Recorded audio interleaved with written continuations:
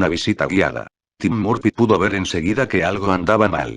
Su abuelo estaba en medio de una discusión con el hombre más joven, de cara enrojecida, que se encontraba frente a él.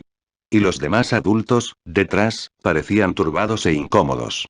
Alexis también sentía la tensión, porque se rezagó, lanzando la pelota de béisbol al aire. El hermano tuvo que empujarla. Vamos, Lex. Ve tú, Timmy. No seas miedosa.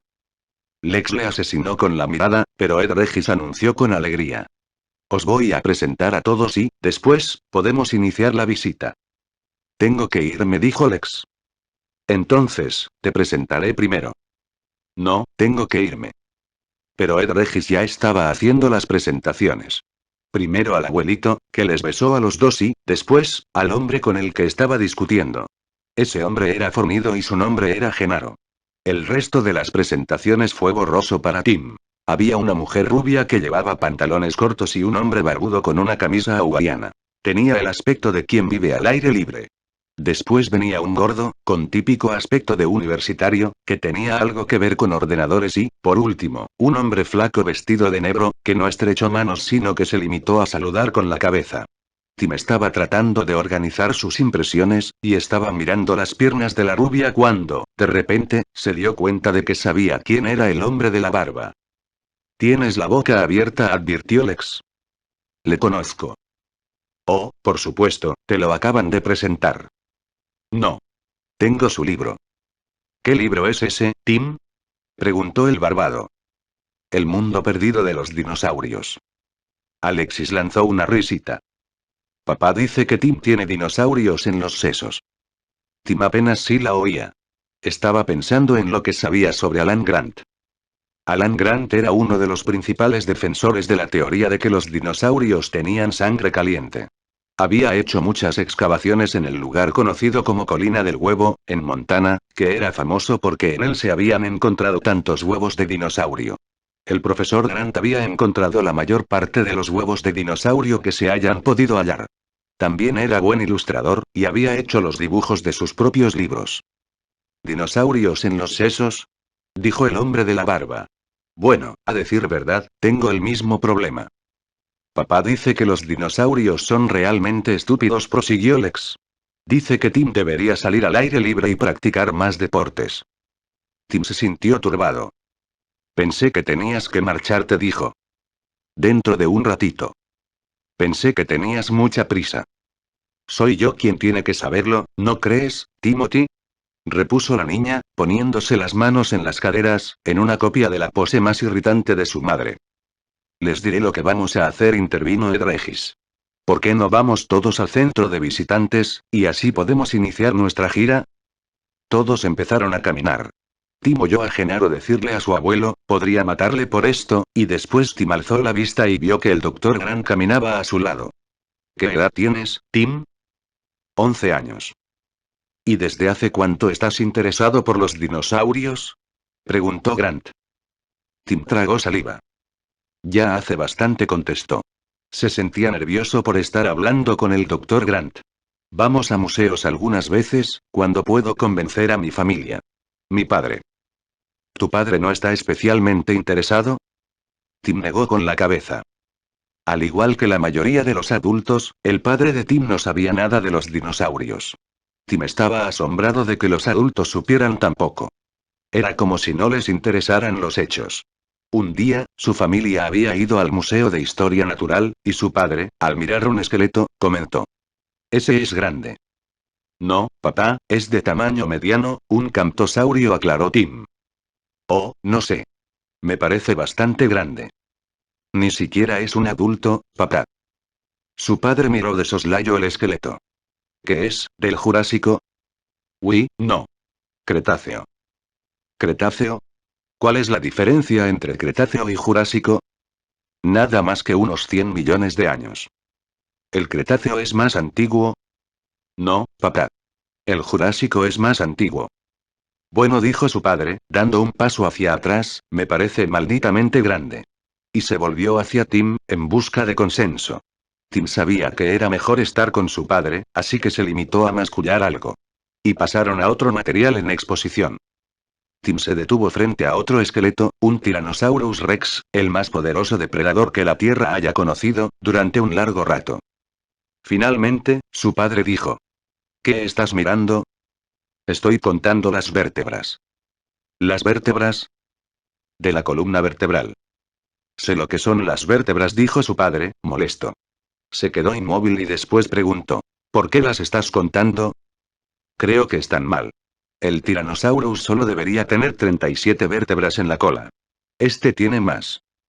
¿Me quieres decir que el Museo de Historia Natural tiene un esqueleto que está mal? No puedo creerlo. Está mal, insistió Tim. Su padre fue a paso ligero hacia el guardián que estaba en el rincón. ¿Qué has hecho ahora? Le preguntó la madre a Tim. No he hecho nada. Solo dije que el dinosaurio está mal, eso es todo. Y entonces su padre regresó, con un gesto extraño en el rostro porque, por supuesto, el guardián le había dicho que el tiranosaurio tenía demasiadas vértebras en la cola. ¿Cómo lo supiste? Preguntó su padre. Lo he leído, fue la respuesta de Tim. Eso es bastante asombroso, hijo, dijo, y le puso la mano sobre el hombro, estrechándolo. ¿Sabes cuántas vértebras deben ir en la cola? Nunca vi algo así. Realmente sí que tienes dinosaurios en los sesos. Y, después, su padre dijo que quería llegar a la última mitad del juego de los Mets por televisión, y Lex dijo que también quería, así que salieron del museo. Y Tim no vio ningún otro dinosaurio, que había sido la razón de que fueran allí en primer lugar. Pero esa era la manera en que sucedían las cosas en la familia de Tim. Como las cosas solían suceder en su familia, se autocorrigió Tim. Ahora que su padre se estaba divorciando de su madre, las cosas probablemente serían diferentes. Su padre ya se había mudado y, aunque fue extraño al principio, a Tim le gustaba.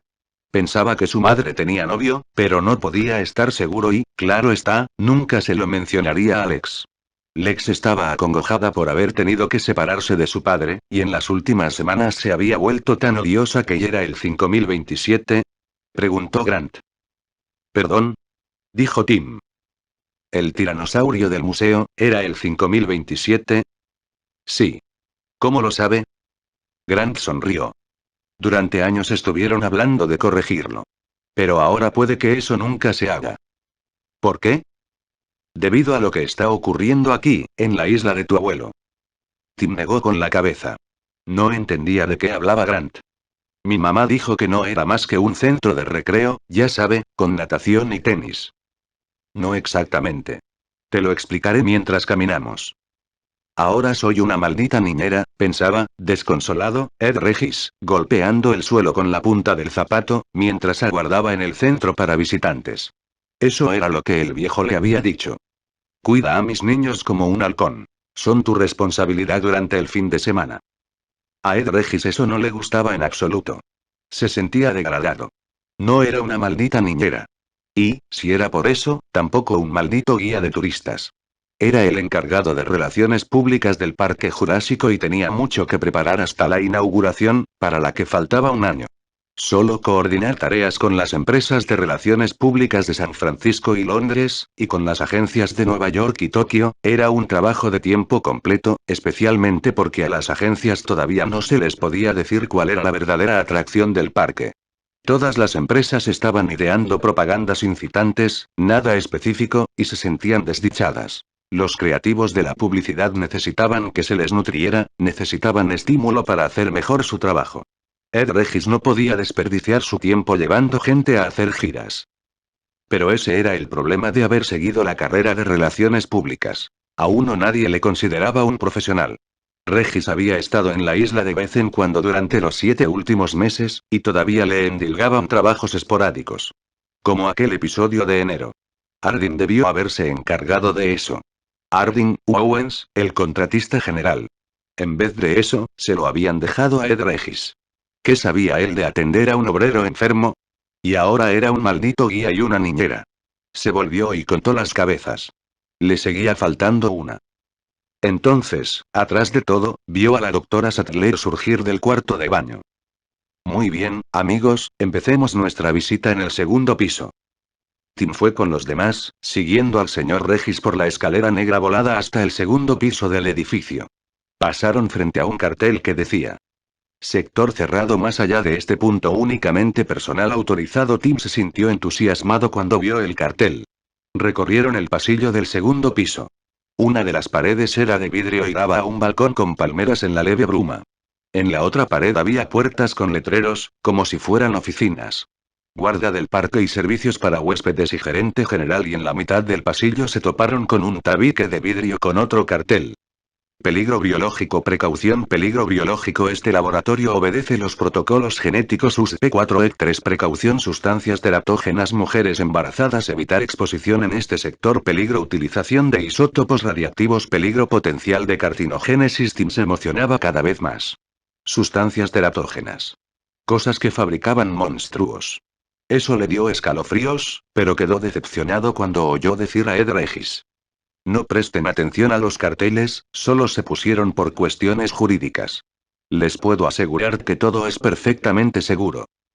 Cruzaron la puerta. Había un guardia a cada lado. Ed Regis se volvió hacia el grupo. Tal vez se han dado cuenta de que tenemos un mínimo de personal en la isla. Podemos manejar este centro de recreo con un total de 20 personas. Naturalmente, tendremos más cuando haya huéspedes, pero, por el momento, solo hay 20. Aquí está nuestra sala de control.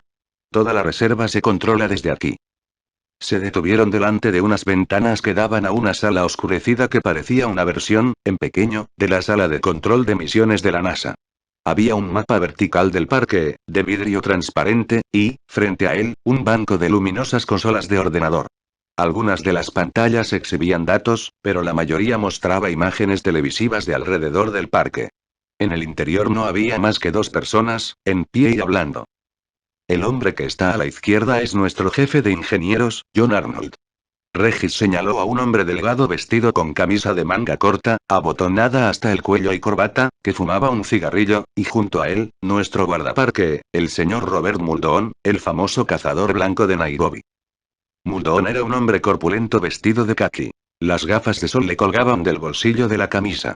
Echó un vistazo al grupo, hizo una breve inclinación de cabeza y se volvió hacia las pantallas de los ordenadores.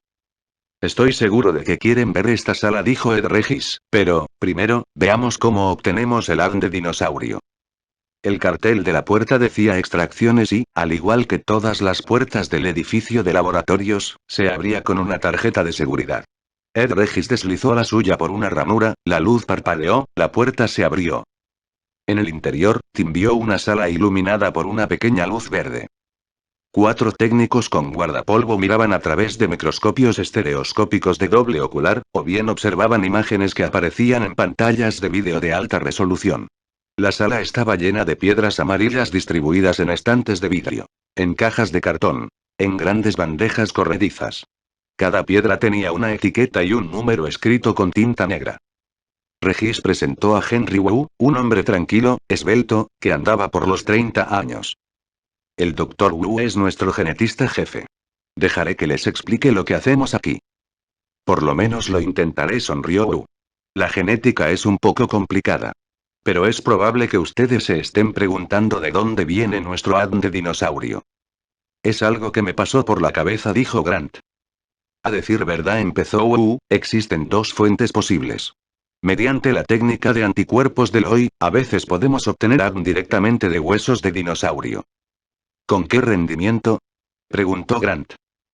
Bueno, la mayoría de las proteínas solubles se exhibía durante la fosilización, pero el 20% de las proteínas es aún recuperable a través de la pulverización de los huesos y del posterior uso del procedimiento de Loy. El mismo Dr. Loy lo empleó para obtener proteína de marsupiales australianos extinguidos, así como células sanguíneas de antiguos restos humanos. La técnica de Loy es tan refinada que puede funcionar con una cantidad tan ínfima como 50 nanogramos de material, es decir, 50.000 millonésimas de gramo. ¿Y ustedes adaptaron esta técnica aquí?, preguntó Grant. Solo como respaldo. Como podrán imaginar, un rendimiento del 20% es insuficiente para nuestro trabajo. Necesitamos toda la cadena de ADN de dinosaurio para poder hacer clones.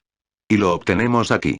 Sostuvo en alto una de las piedras amarillas de ámbar, la resina fosilizada de savia de árboles prehistóricos. Grant miró a ella y, después, a Malcolm. Eso es muy inteligente en verdad, dijo Malcolm, asintiendo con la cabeza. Sigo sin entenderlo, admitió Grant. La savia de árbol, explicó Wu, a menudo fluye sobre los insectos y los atrapa. Entonces, los insectos quedan perfectamente conservados dentro del fusil. Se encuentra toda clase de insectos dentro del ámbar, incluyendo insectos picadores que succionaron sangre de animales más grandes. Succionaron la sangre, repitió Grant. Quedó con la boca abierta. ¿Usted quiere decir succionaron la sangre de los dinosaurios? Con suerte, sí. Y entonces los insectos se conservan en ámbar, y Grant sacudió la cabeza. ¿Quién lo hubiera pensado? Podría funcionar. Se lo aseguro, sí que funciona, dijo Wu. Fue hacia uno de los microscopios estereoscópicos, en el cual uno de los técnicos ponía en posición un trozo de ámbar que contenía una mosca bajo los objetivos dobles. Sobre la pantalla del monitor observaron cómo el técnico insertaba una aguja larga a través del ámbar, hasta penetrar en el tórax de la mosca prehistórica. Si este insecto tiene células sanguíneas no pertenecientes a él, puede que consigamos extraerlas y obtener Paleo-ADN, el ADN de un ser extinguido. No lo sabremos con seguridad, claro está, hasta que extraigamos lo que sea que haya ahí dentro, hagamos réplicas y lo sometamos a ensayos. Eso es lo que llevamos haciendo desde hace 5 años. Ha sido un proceso largo y lento, pero que rindió buenos resultados. En realidad, el ADN de dinosaurio es algo más fácil de extraer con este proceso que el ADN de mamífero. El motivo es que los glóbulos rojos de mamífero no tienen núcleo y, por eso, carecen de ADN en esas células. Para hacer la clonación de un mamífero hay que encontrar un glóbulo blanco, que es mucho más raro que los rojos. Pero los dinosaurios tenían glóbulos rojos con núcleo, al igual que los pájaros modernos. Este es uno de los muchos indicios que tenemos de que los dinosaurios realmente no eran reptiles en absoluto, sino grandes pájaros coriáceos.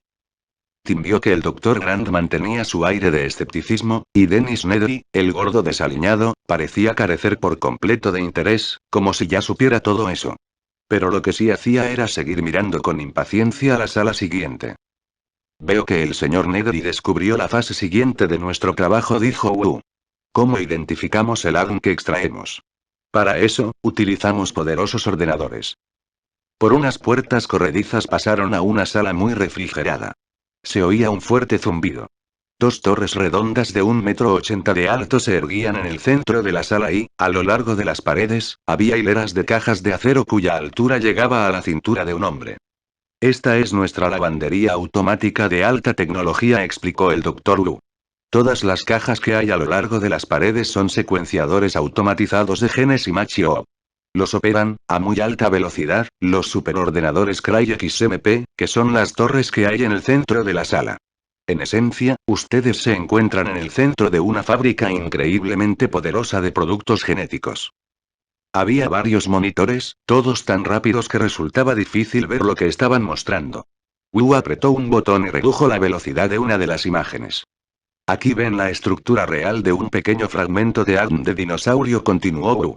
Observen que la secuencia está constituida por 4 compuestos básicos: adenina, timina, guanina y citosina. Esta cantidad de ADN probablemente contiene instrucciones para elaborar una sola proteína como, digamos, una hormona o una enzima. La molécula completa de ADN contiene 3.000 millones de estas bases. Si miráramos una pantalla como esta una vez por segundo, durante 8 horas diarias, nos seguiría llevando más de 2 años observar toda la cadena de ADN. Es así de grande. Señaló la imagen, diciendo. Este es un ejemplo típico, porque ven que el ADN tiene un error, aquí abajo, en la línea 1201. Gran parte del ADN que extraemos está fragmentado o es incompleto. Así que lo primero que tenemos que hacer es repararlo, o, mejor dicho, el ordenador tiene que repararlo. Yo cortaré el ADN, utilizando lo que se denominan enzimas de restricción. El ordenador seleccionará una variedad de enzimas que podrían hacer el trabajo.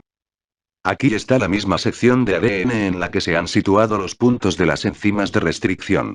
Como pueden ver en la línea 1201, 2 enzimas van a cortar a cada lado del punto dañado. Por lo común, permitimos que los ordenadores decidan cuál utilizar, pero también necesitamos saber qué pares de bases debemos insertar para reparar la lesión. Para eso, tenemos que alinear diversos fragmentos cortados, de esta manera. Ahora estamos buscando un fragmento de ADN que se superponga sobre la zona de la lesión y que nos diga qué falta. Y pueden ver que lo podemos hallar y seguir adelante, haciendo la reparación. Las barras oscuras que ven son fragmentos de restricción, pequeñas secciones de ADN de dinosaurio rotas por encima y, después, analizadas. Ahora, el ordenador está volviendo a combinarlos, mediante la búsqueda de secciones de código que se superpongan. Se parece un poco a la operación de armar un rompecabezas. El ordenador lo puede hacer con mucha rapidez. Y aquí está la cadena corregida de ADN, reparada por el ordenador. La operación que presenciaron habría supuesto meses de trabajo en un laboratorio convencional, pero nosotros la podemos hacer en cuestión de segundos. Entonces, ¿están trabajando con toda la cadena de ADN? Preguntó Grant. Oh, no. Contestó Wu. Eso es imposible. Recorrimos un largo camino desde la década de 1960, cuando a todo un laboratorio le llevaba 4 años descifrar una pantalla como esta. Ahora, los ordenadores pueden hacerlo en un par de horas. Pero, aún así, la molécula de ADN es demasiado grande. Únicamente miramos las secciones de cadena que difieren de un animal a otro, o del ADN contemporáneo. Solamente un bajo porcentaje de los nucleótidos difiere de una especie a la siguiente. Eso es lo que analizamos, y sigue siendo un enorme trabajo. Dennis Nedry bostezó. Hacía mucho que había llegado a la conclusión de que Ingen debía de estar haciendo algo como eso. Un par de años atrás, cuando Ingen le contrató para diseñar los sistemas de control del parque, uno de los parámetros iniciales de diseño exigía registros de datos que tuvieran 3x109 campos. Nedry sencillamente supuso que era un error y llamó a Palo Alto para verificarlo. Pero le dijeron que la especificación era correcta. 3.000 millones de campos. Nedry había trabajado en muchos sistemas grandes. Se había hecho un nombre montando comunicaciones telefónicas de alcance mundial para compañías multinacionales. Con frecuencia, estos sistemas tenían millones de registros. Nedry estaba acostumbrado a eso. Pero Ingen quería algo mucho más grande y perplejo. Nedry había ido a ver a Barney Fellows, de Symbolics, cerca del campus universitario de MIT, en Cambridge. ¿Qué clase de base de datos tiene 3.000 millones de registros, Barney? Un error, rió Barney. Le pusieron un cero de más, o dos. No es un error. Ya lo he comprobado. Es lo que quieren. Pero eso es una locura, dijo Barney. No es practicable. Aunque tuvieras los procesadores más rápidos y algoritmos que permitieran una velocidad cegadora, una búsqueda seguiría exigiendo días. Hasta semanas, quizá. Sí, admitió Negri. Lo sé. Es una suerte que no haya algoritmos. Tan solo se me pide que reserve almacenamiento y memoria para la base de datos de todo el sistema. Pero así y todo, ¿y para qué podría ser? Barney frunció el entrecejo. ¿Estás trabajando bajo un ND? Sí, dijo Negri. La mayor parte de sus trabajos contienen acuerdos de confidencialidad. ¿Puedes decirme algo? Es una empresa de bioingeniería. Bioingeniería, repitió Barney. Bueno, es lo obvio. ¿Y qué es? Una molécula de ADN. Ah, vamos. Exclamó Negri. Nadie podría estar analizando una molécula de ADN. Negri sabía que los biólogos hablaban sobre el proyecto del genoma humano para analizar una cadena completa de ADN humano. Pero eso precisaría 10 años de esfuerzos coordinados y comprendería laboratorios de todo el mundo. Era una ingente empresa, tan grande como el proyecto Manhattan, que produjo la bomba atómica. Esta es una compañía privada, añadió. Con 3.000 millones de registros, comentó Barney, no sé qué otra cosa puede ser. A lo mejor son optimistas al diseñar su sistema. Muy optimistas, dijo Negri. O, a lo mejor, simplemente están analizando fragmentos de ADN, pero tienen algoritmos que consumen mucha RAM. Eso tenía más lógica. Algunas técnicas de búsqueda de datos consumían mucha memoria. ¿Sabes quién les hizo los algoritmos? No. La compañía trabaja con mucho secreto. Bueno, mi suposición es que están haciendo algo con el ARM. ¿Cuál es el sistema? Multi-XMP. ¿Multi-XMP? ¿Quieres decir más de una Cray? Barney tenía el entrecejo fruncido, pensando en esa última información. ¿Me puedes decir algo más? Lo siento, no puedo. Y había vuelto y diseñado los sistemas de control.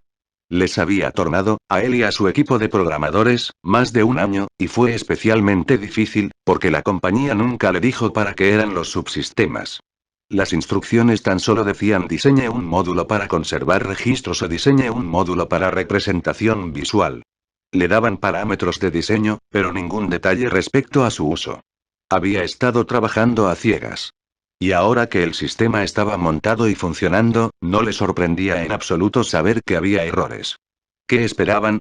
Y, presas del pánico, le habían ordenado que fuese allí, excitados y molestos por los errores de programación de él. Era irritante, pensaba. Volvió al grupo cuando Grant preguntaba. Y una vez que el ordenador analizó el ADN, ¿cómo sabe qué animal hay en ese código? Tenemos dos procedimientos. El primero es una correspondencia filogenética. El ADN evoluciona en el curso del tiempo, como todas las demás partes de un organismo, manos, o pies, o cualquier otro atributo físico. Así que podemos tomar un trozo escondido de ADN y determinar en forma aproximada, por ordenador, dónde encaja en la secuencia evolutiva. Consume mucho tiempo, pero se puede hacer. ¿Y la otra manera? Wu se encogió de hombros. Simplemente lo dejamos crecer y vemos qué es.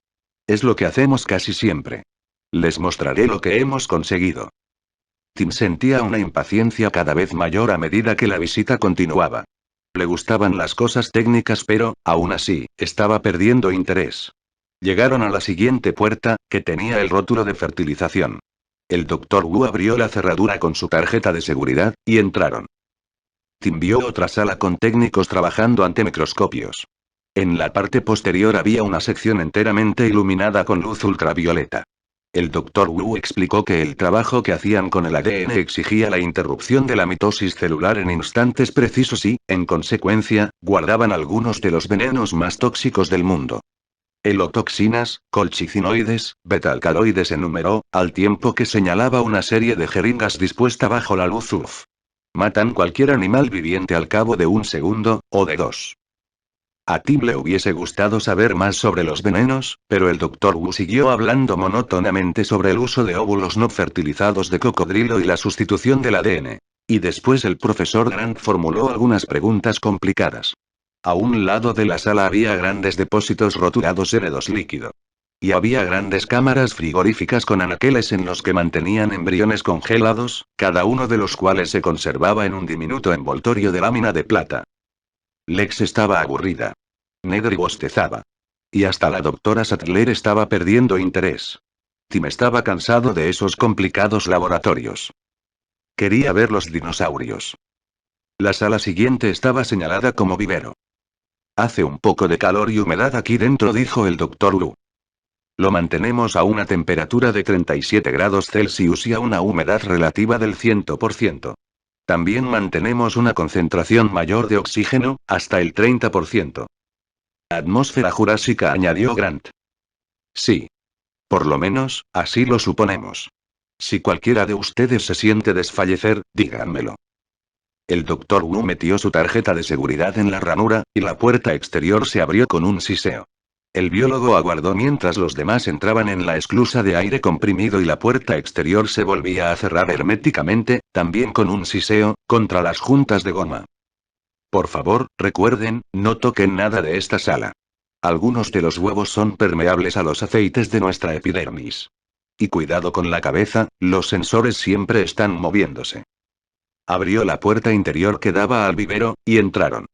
Tim se enfrentó con una vasta sala abierta, bañada por una luz infrarroja intensa. Los huevos estaban apoyados sobre mesas largas, con sus pálidos contornos difuminados por la sibilante bruma baja que cubría las mesas.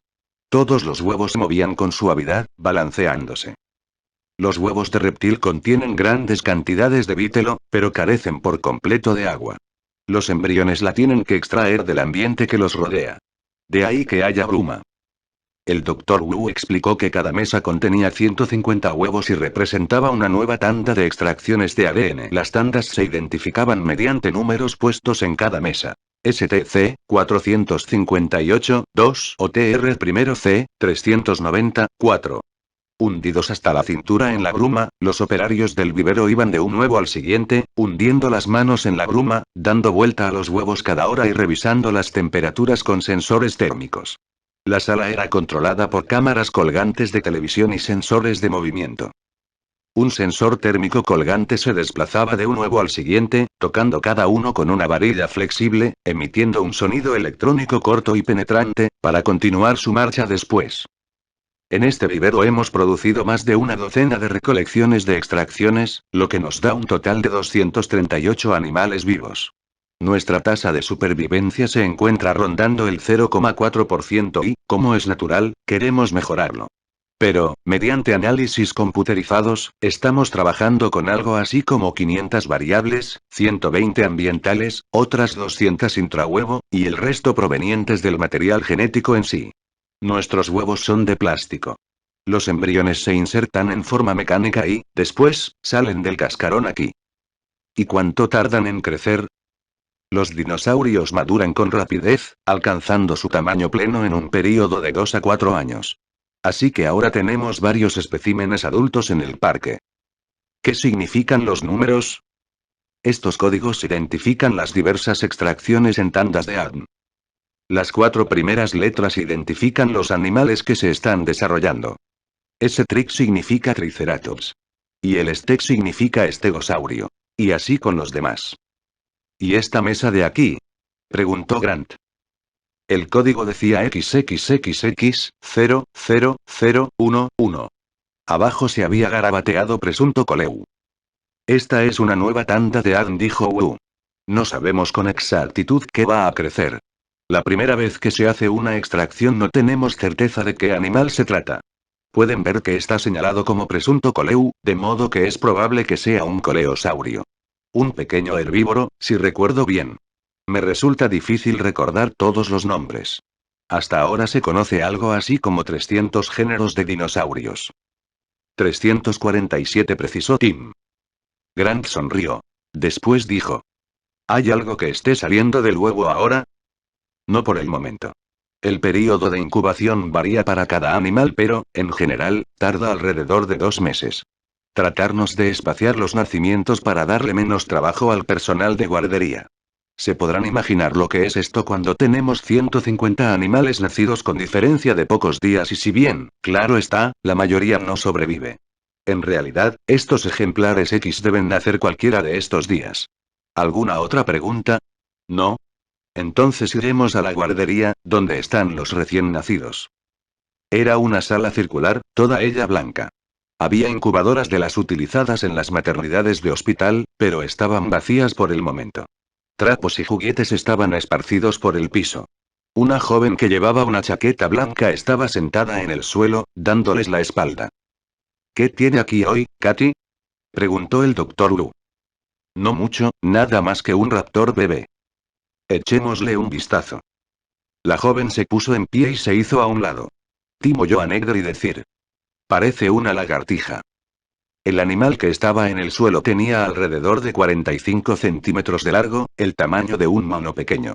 Era de color amarillo oscuro con bandas marrones, como un tigre. Tenía cabeza de lagartija y hocico largo, pero se mantenía erguido sobre unas fuertes patas traseras, equilibrado por una cola recta y gruesa. Sus patas anteriores, más pequeñas, se agitaban en el aire. Enderezó la cabeza hacia un lado y miró con curiosidad a los visitantes que, a su vez, lo miraban con fijeza. Velociraptor, dijo Alan en voz baja. Velociraptor mongoliensis, completó Wu, aprobando con la cabeza. Un depredador. Este tiene solo 6 semanas de edad. Antes de venir había excavado un raptor, anunció Grant, mientras se agachaba para observar el animal más de cerca. De inmediato, la pequeña lagartija se alzó de pronto, saltando sobre la cabeza de Grant para caer en los brazos de Tim. Pueden saltar, dijo Wu. Los bebés pueden saltar. También lo pueden hacer los adultos, a decir verdad. Tim asió el velociraptor y lo atrajo hacia él. El animalito no pesaba mucho. Cerca de medio kilo, o 1 kilo. La piel era tibia y completamente seca. La cabecita estaba a centímetros de la cara de Tim. Los ojos, como pequeñas gotas, brillantes e inexpresivos, contemplaron la cara del niño. Una pequeña lengua bífida entraba y salía de la boca con rapidez. ¿Me va a hacer daño? No. Es amistoso. ¿Está seguro de eso? Preguntó Genaro, con cara de preocupación. Oh, completamente seguro. Por lo menos, hasta que crezca un poco más. Pero, en todo caso, los bebés no tienen dientes, ni siquiera dientes de huevo. ¿Dientes de huevo? Preguntó Negri. La mayoría de los dinosaurios nace con dientes de huevo, cuernecitos en la punta de la nariz, como los cuernos de rinoceronte, para que los ayuden a romper los huevos y, así, salir. Pero los raptores no los tienen, hacen un agujero en el huevo con su hocico puntiagudo y, después, el personal de guardería tiene que ayudarlos a salir. Tienen que ayudarlos a emerger, dijo Grant, moviendo la cabeza en gesto de desaprobación. ¿Qué ocurre en estado silvestre? ¿En estado silvestre? Cuando procrean en estado silvestre. Cuando hacen el nido. Oh, no pueden hacerlo. Contestó Boo. Ninguno de los animales tiene la capacidad de procrear. Esa es la razón de que tengamos esta guardería. Es la única manera de reponer el material viviente del Parque Jurásico. ¿Por qué los animales no se pueden reproducir? Bueno, como se podrán imaginar, es importante que no puedan reproducirse y, toda vez que enfrentábamos una cuestión crítica como esta, diseñábamos sistemas redundantes, esto es, que siempre disponíamos de dos procedimientos de control, por lo menos. En este caso, hay dos razones independientes por las que los animales no pueden procrear. Antes que nada, son estériles porque los irradiamos con rayos X. Y la segunda razón, todos los animales del Parque Jurásico son hembras, dijo Wu, con sonrisa de satisfacción. Malcolm intervino. Me agradaría que esto se aclarara un poco. Porque mi impresión es que la irradiación está llena de incertidumbre. La dosis de radiación puede ser equivocada o ir dirigida a la zona anatómica equivocada del animal, y todo eso es cierto, pero estamos ampliamente convencidos de haber destruido el tejido gonadal. Y en cuanto a que todos ellos son hembras, prosiguió Malcolm, ¿está eso comprobado? ¿Va alguien al exterior y, levanta la falda de los dinosaurios para echar un vistazo? Quiero decir, ¿cómo se determina el sexo de un dinosaurio, en todo caso? Los órganos sexuales varían en función de la especie. Se reconocen con facilidad en algunas y son algo más sutil en otras. Pero, para responder su pregunta, el motivo por el que sabemos que todos los animales son hembras es porque, literalmente, los fabricamos para que sean así. Controlamos sus cromosomas y controlamos el ambiente de desarrollo intranuevo. Desde el punto de vista de la bioingeniería, es más fácil engendrar hembras. Es probable que ustedes sepan que todos los embriones de vertebrados son intrínsecamente hembras. Todos empezamos la vida como hembras. Se necesita algún efecto adicional, como una hormona que se secrete en el momento preciso, durante el desarrollo, para transformar el embrión que está creciendo en un macho. Pero, si se deja librado a sus propios dispositivos, el embrión, en forma natural, se convierte en hembra. Así que todos nuestros animales son hembras. Tenemos tendencia a referirnos a algunos de ellos como si fueran machos, tal es el caso del Tyrannosaurus Rex, todos lo llamamos él, pero, en verdad, todos son hembras. Y créame, no se pueden reproducir. La pequeña Velociraptor olfateó a Timmy, después, se frotó la cabeza contra el cuello del chico. Tim lanzó una risita entrecortada. ¿Quiere que la alimentes?, dijo Wu. ¿Qué come? Ratones. Pero acaba de comer, así que no la alimentaremos de nuevo durante un rato. La pequeña raptor se inclinó hacia atrás, miró a Tim fijamente y de nuevo meneó con rapidez los antebrazos en el aire. Tim vio las pequeñas garras de cada mano. Después, el animalito volvió a hundir la cabeza contra el cuello del niño. Grant se acercó y lo escudriñó críticamente. Tocó la diminuta mano armada con 3 garras. Le dijo a Tim. ¿Te importa? Y este dejó la raptor en las manos del paleontólogo. Grant hizo que el animal diera una vuelta de campana y quedara patas arriba, y lo inspeccionó, mientras la pequeña lagartija se retorcía y trataba de zafarse culebreando. Después levantó el animal bien alto para observarle el perfil, y la raptor lanzó un chillido penetrante. No le gusta eso, dijo Regis. No le gusta que se la aleje del contacto corporal y la raptor todavía estaba chillando, pero Grant no le prestó atención. Le estaba apretando la cola con las yemas de los dedos, palpándole los huesos. Regis insistió. Doctor Grant, si no le molesta. No la estoy lastimando. Doctor Grant, estos seres no son de nuestro mundo. Vienen de una época en la que no había seres humanos que los anduvieran pinchando y golpeando. No la estoy pinchando ni, Doctor Grant. Bájela, dijo Ed Regis. Pero ¿y ahora? Regis estaba empezando a enfadarse. Grant le devolvió el animal a Tim. La raptor dejó de emitir chillidos. Contra su pecho, Tim pudo sentir el corazoncito, que latía con rapidez. Lo lamento, doctor Grant, dijo Regis, pero estos animales son delicados en la infancia. Hemos perdido varios como consecuencia de un síndrome postnatal de estrés, en el que creemos que hay intervención adrenocortical. A veces mueren en un lapso de 5 minutos. Tim le hizo mimos a la pequeña raptor diciéndole: Está bien, chiquita. Todo está bien ahora. El corazón seguía latiendo con rapidez. Creemos que es importante que a los animales que hay aquí se les trate de la manera más humanitaria, aclaró Regis.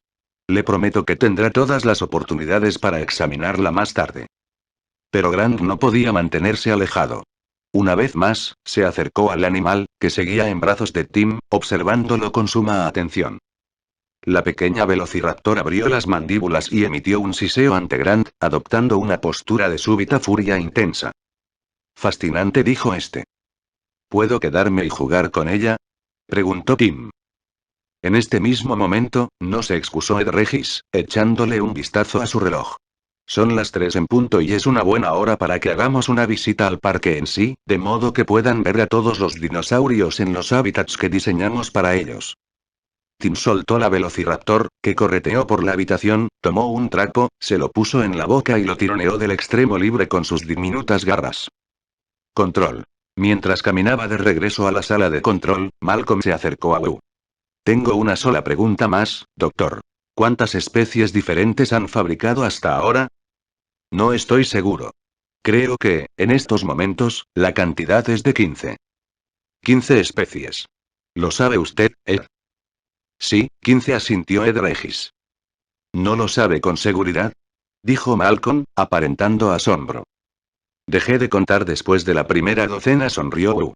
Y usted debe comprender que, a veces, creemos que tenemos un animal correctamente hecho, desde el punto de vista del ADN, que es nuestro trabajo básico. El animal crece durante 6 meses y, entonces, ocurre una adversidad. Y nos damos cuenta de que hubo algún error. Un gen de liberación no está operando. Una hormona no se está secretando. O hay algún otro problema en la secuencia de desarrollo. Así que tenemos que volver al tablero de dibujo con ese animal, por así decirlo. Sonrió, agregando. En una época yo creía que tenía más de 20 especies. Pero, ahora, no hay más que 15. Y una de las 15 especies es un Malcolm. Se volvió hacia Grant. ¿Cómo era el nombre? Procomisognathus, informó Grant. ¿Ustedes hicieron algunos Procomisognathusos, o como quiera que se llamen? Preguntó Malcolm. Oh, sí. Dijo Wu de inmediato. Los compis son animales muy característicos. Y fabricamos una cantidad extraordinariamente grande de ellos. ¿Por qué? Bueno, porque queremos hacer del Parque Jurásico un ambiente tan real como sea posible, tan auténtico como sea posible, y los procomisognátidos eran verdaderos carroñeros del período Jurásico. Casi como los chacales. Así que quisimos tener a los compis por ahí, para hacer la limpieza.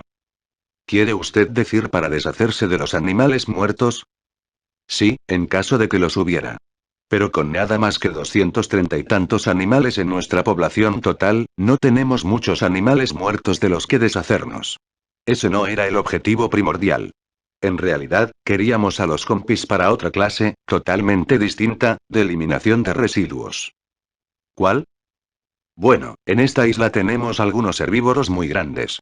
De manera específica hemos intentado no engendrar los saurópodos más grandes, pero, aún así, obtuvimos varios animales de más de 30 toneladas que andan por ahí afuera, así como muchos otros que se hallan en el orden de las 5 a 10 toneladas. Eso nos plantea dos problemas. Uno es el de alimentarlos. De hecho, cada 2 semanas tenemos que importar comida a la isla. No hay forma alguna de que una isla tan pequeña pueda mantener esos animales durante cualquier espacio de tiempo. Pero el otro problema son las excreciones. No sé si usted vio alguna vez excrementos de elefante, dijo Wu, pero son cuantiosos. Cada rastro tiene el tamaño aproximado de una pelota de fútbol. Imagínese las deyecciones de un brontosaurio, que es 10 veces más grande. Ahora imagínese los excrementos de una manada, de esos animales, como la que tenemos aquí. Y los animales más grandes no digieren sus alimentos terriblemente bien, por lo que defecan muchísimo. Y, en los 60 millones de años transcurridos desde que los dinosaurios desaparecieron, aparentemente desaparecieron también las bacterias que se especializaban en descomponer sus excrementos. Al menos, los excrementos de saurópodo no se descomponen con facilidad. Ese es un problema. Le aseguro que lo es, afirmó Wu, sin sonreír. Nos vimos en dificultades para tratar de resolverlo. Probablemente usted sabe que en África hay un insecto específico, el escarabajo pelotero, que come excrementos de elefante. Muchas otras especies grandes tienen seres, asociados con ellas, que evolucionaron para comer los excrementos de esas especies. Pues bien, resulta que los compis comen las deyecciones de los grandes herbívoros y las vuelven a digerir. Y los excrementos de los compis son fácilmente descompuestos por las bacterias contemporáneas. Así que, dada una cantidad suficiente de compis, nuestro problema quedó resuelto. ¿Cuántos compis hicieron? Olvidé la cantidad exacta, pero creo que el objetivo era una población de 50 animales. Y logramos eso, o algo que estaba muy cerca de eso. En 3 tandas. Hicimos una tanda cada 6 meses, hasta que tuvimos la cantidad buscada. 50 animales, comentó Malcolm. Son muchos para hacer su seguimiento. La sala de control está construida para hacer exactamente eso.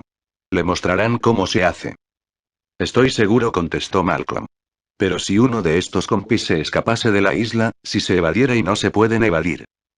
Ya lo sé, pero supongamos que uno lo hiciera y quiere usted decir como el animal que se encontró en la playa.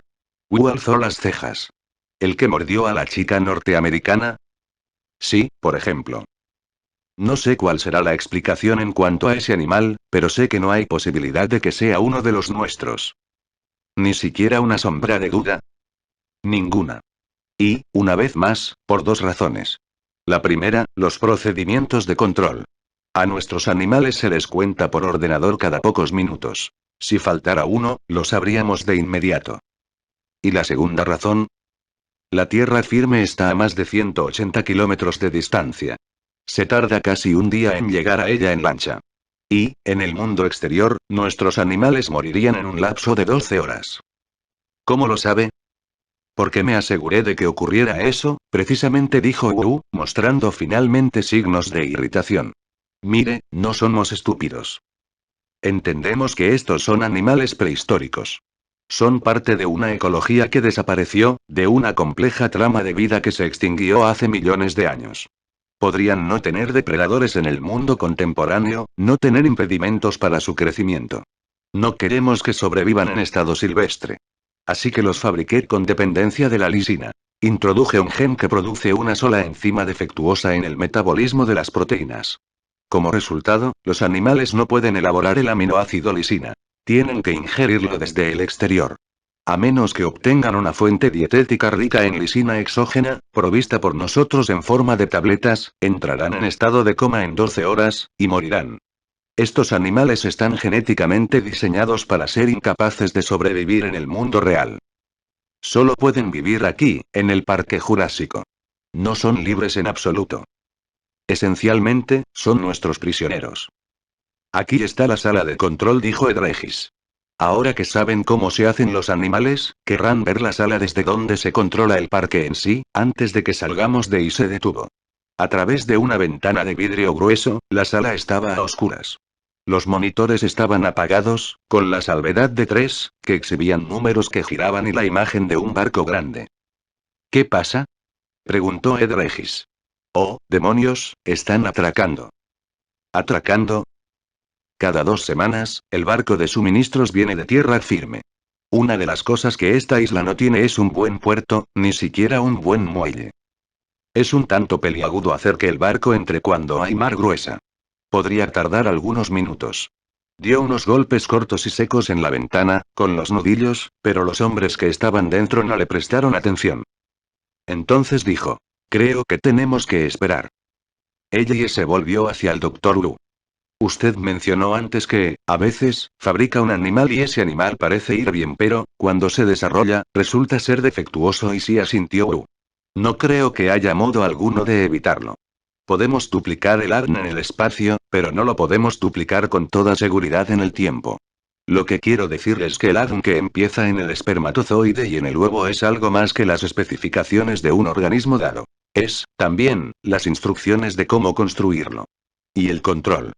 Hay mucha sincronización en el desarrollo, y no sabemos si algo está funcionando a menos que realmente veamos que un animal se desarrolla en forma correcta. ¿Cómo saben si se está desarrollando en forma correcta? Nadie ha visto nunca a estos animales antes, intervino Grant. He pensado a menudo en eso. Wu sonrió. Supongo que es un poco paradójico. Con el tiempo, espero, paleontólogos como usted mismo compararán nuestros animales con el registro fósil, para comprobar la secuencia de desarrollo.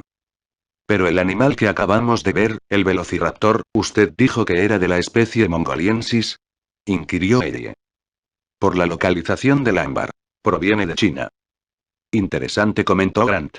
Justo yo estaba desenterrando un Antiropus muy joven y hay aquí algunos raptores adultos. Sí, afirmó Ed Regis, sin vacilar. 8 hembras adultas. Las hembras son las verdaderas cazadoras. Cazan en manada, como sabe. ¿Las veremos en nuestra gira? No contestó Wu, dando la impresión de estar súbitamente incómodo. Y se produjo un silencio embarazoso. Wu miró a Regis. No por un tiempo, añadió Regis de buena gana. Los velociraptores todavía no se han integrado en el ambiente del parque. Los mantenemos en un redil de retención. ¿Puedo verlos ahí? Preguntó Grant. Sí, claro, por supuesto. A decir verdad, mientras aguardamos le echó un vistazo a su reloj. Podría interesarle a usted hacer un recorrido y echarles un vistazo. Por cierto que sí. Sin duda, confirmó Eddie. Yo quiero ir también, terció Tim con avidez. Vayan simplemente hasta la parte de atrás de este edificio, pasando la instalación de apoyo, y verán el redil. Pero no se acerquen demasiado a la cerca. ¿Quieres ir también? Le preguntó a la niña. No contestó Lex. Miró a Regis como evaluándolo, y dijo. ¿Quieres jugar un poco a los palillos? Arrojar algunos. Pues claro. Porque tú y yo no vamos abajo y hacemos justamente eso, mientras esperamos que se abra la sala de control. Junto con ella y Malcolm, Grant dio la vuelta a la parte trasera del edificio principal, con el niño pegado a ellos. A Grant le gustaban los chicos. Resultaba imposible que no le gustase un grupo tan abiertamente entusiasta de los dinosaurios. Grant solía observar a los grupos de chicos en los museos, cuando contemplaban, boquiabiertos, los enormes esqueletos que se alzaban ante ellos. Se preguntaba qué era lo que representaba realmente la fascinación de esos niños. Al final, decidió que a los chicos les gustaban los dinosaurios porque esos gigantescos seres personificaban la fuerza incontrolable de la autoridad importante y amenazadora. Eran padres simbólicos. Fascinantes y aterradores, como los padres. Y los niños los amaban, así como amaban a sus padres. Grant también sospechaba que ese era el motivo de que incluso niños pequeños aprendieran los nombres de los dinosaurios. Nunca dejaba de asombrarle que un niño de 3 años dijera, con su voz chillona, Stegosaurus. Decir esos nombres complicados era una manera de ejercer poder sobre los gigantes, una manera de tenerlos bajo control. ¿Qué sabes de los velociraptores? Le preguntó Grant a Tim para darle conversación.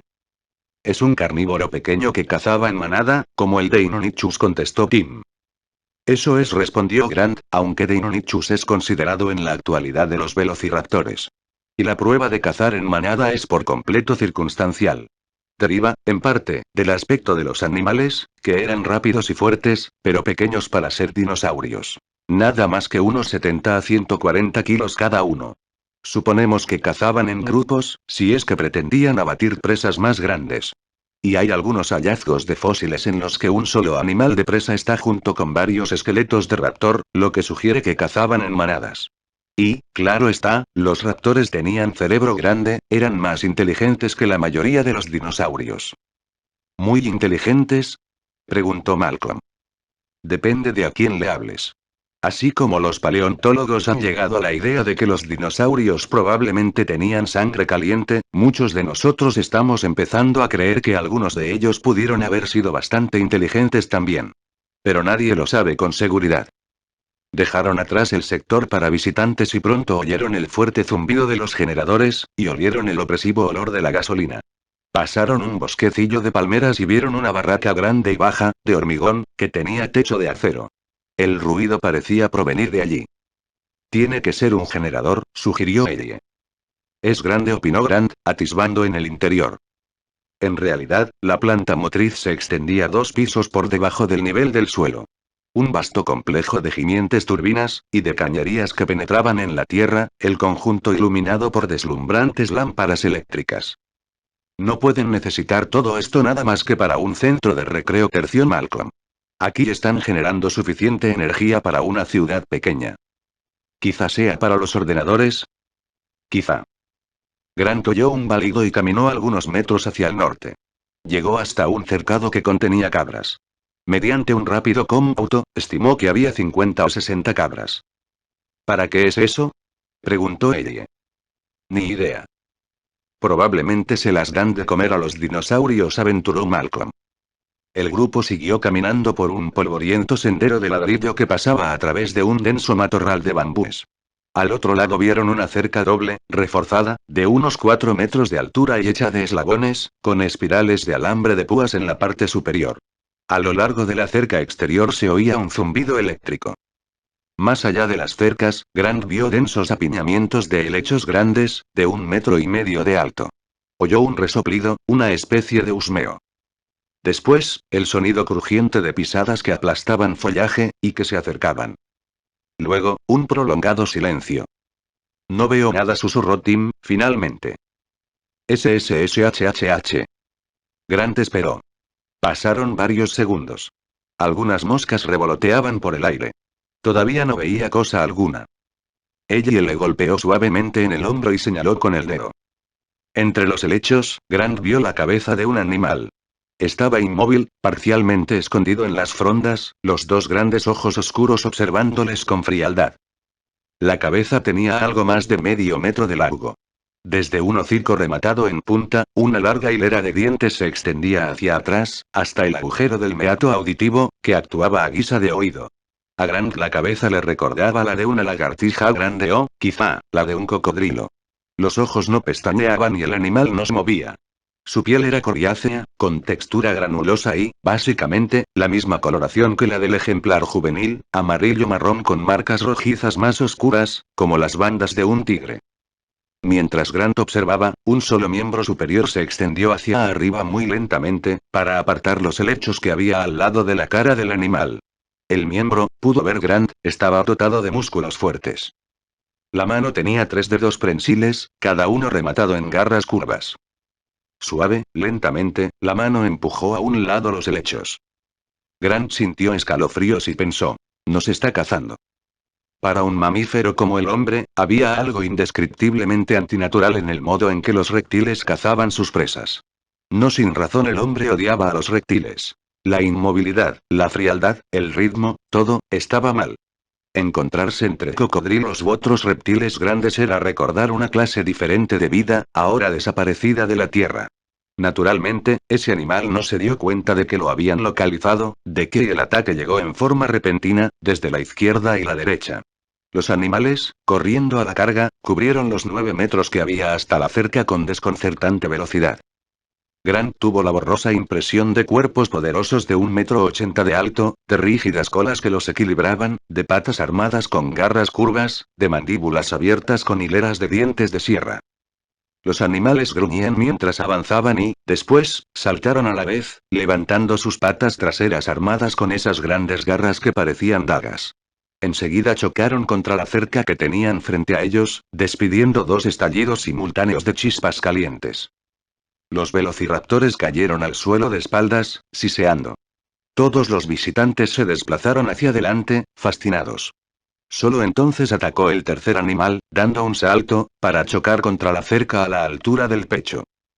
Tim lanzó un alarido de terror, cuando las chispas estallaron a su alrededor. Las bestias emitieron un siseo bajo de reptil, giraron sobre sí mismas y brincaron hacia atrás, para volver a meterse entre los helechos. Después, desaparecieron, dejando detrás de ellas un tenue olor de podredumbre, y un humo acre que quedó flotando en el aire. «La gran mierda», exclamó Tim. «Fue tan rápido», dijo Ellie. «Cazadores en manada», agregó Malcolm.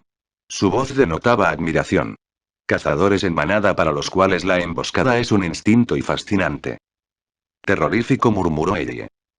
«Yo no diría que son tremendamente inteligentes», dijo Malcolm.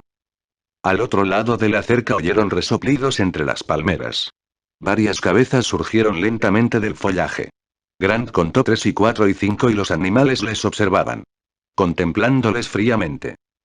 Un negro con un mono de trabajo llegó corriendo hasta ellos. «¿Están bien?», Estamos bien, dijo Grant. Las alarmas se activaron. El hombre miró la cerca, torcida y chamuscada. ¿Ellos les atacaron? 3 de ellos lo hicieron, sí. El negro asintió con la cabeza. Lo hacen una y otra vez. Golpean la cerca, reciben una sacudida eléctrica. Nunca parece importarles. No son demasiado inteligentes, ¿verdad? Dijo Malcolm. El negro vaciló. A la luz de la tarde miró a Malcolm con los ojos entrecerrados y repuso. De gracias de que haya estado esa cerca, señor, contestó, y volvió la cabeza. Desde el principio hasta el final, todo el ataque no pudo producirse en más de 6 segundos. Grant todavía estaba tratando de organizar sus impresiones. La velocidad era pasmosa. Los animales eran tan rápidos que apenas sí los había visto desplazarse. Mientras caminaban de regreso, Malcolm dijo. Son notablemente rápidos. Sí, dijo Grant. Mucho más rápidos que cualquier reptil viviente. Un alligator toro se puede desplazar con rapidez, pero solo una corta distancia, 1,50 m a 1,80 m. Los lagartos grandes como los dragones de Komodo, de 1,5 m de largo, de Indonesia, avanza de velocidades que, medidas con cronómetro, son de 50 km/h, lo suficientemente rápido como para perseguir y capturar a un hombre. Y matan hombres sin descanso. Pero yo opinaría que el animal que estaba detrás de la cerca corría más del doble a esa velocidad. La velocidad de un guepardo, dijo Malcolm, 97, 110 km/h. Exactamente. Pero parecieron lanzarse por el aire hacia adelante, señaló. Casi como pájaros. Sí.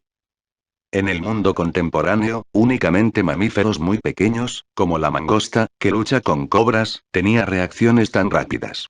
Mamíferos pequeños y, por supuesto, pájaros. El pájaro secretario de África, que es un cazador de serpientes, o el casuario.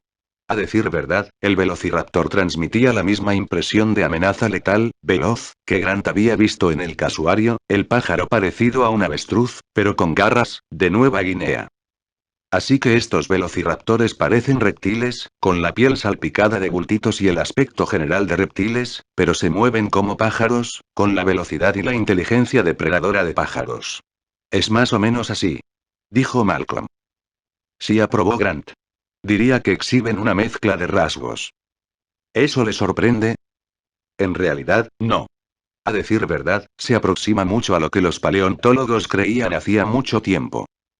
Cuando se encontraron los primeros huesos gigantescos, en las décadas de 1820 y 1830, los científicos se sintieron impulsados a explicar los huesos como pertenecientes a alguna variedad sobredimensionada de una especie moderna. Eso se debió a que se tenía la creencia de que ninguna especie podría extinguirse, ya que Dios no habría de permitir que una de sus creaciones muriera. Con el tiempo, resultó claro que este concepto de Dios era erróneo y que los huesos pertenecían a animales ahora extinguidos, pero, ¿qué clase de animales? En 1842, Richard Owen, el principal anatomista británico de su época, los llamó dinosauria, que significa lagartos terribles. Owen reconoció que los dinosaurios parecían combinar características de lagartijas, cocodrilos y pájaros. En particular, la cadera de los dinosaurios era parecida a la de los pájaros, no a la de las lagartijas. Y, a diferencia de las lagartijas, muchos dinosaurios parecían mantenerse erguidos. Owen imaginó que los dinosaurios eran seres activos, de movimientos rápidos, y su punto de vista se aceptó durante los 40 años siguientes. Pero, cuando se desenterraron hallazgos verdaderamente gigantescos, animales que habían pesado 100 toneladas en vida, los científicos empezaron a considerar a los dinosaurios como gigantes estúpidos, de movimientos lentos, destinados a la extinción.